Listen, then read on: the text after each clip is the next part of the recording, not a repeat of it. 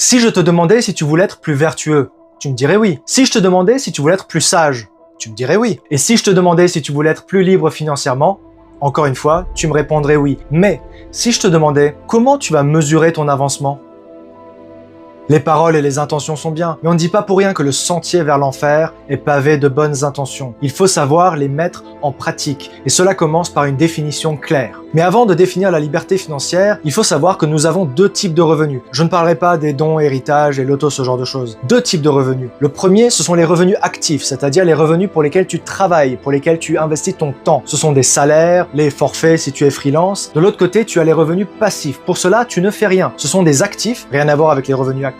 Ce sont des actifs qui travaillent pour toi et qui génèrent de l'argent. Type bien immobilier locatif, actions à dividendes, bons de trésor. Et pour la plupart des gens, 100% des revenus viennent des revenus actifs, alors que 0% viennent des revenus passifs. Et la liberté financière, c'est de réussir, de faire basculer ce déséquilibre et de faire en sorte que petit à petit, de plus en plus de tes revenus viennent des revenus passifs jusqu'à ce qu'un jour, 100% de tes revenus viennent de revenus passifs. Mais pour y arriver, il faut commencer par économiser et utiliser ces économies pour acheter des actifs. Si cette vidéo t'a été utile, n'hésite pas à liker et à t'abonner.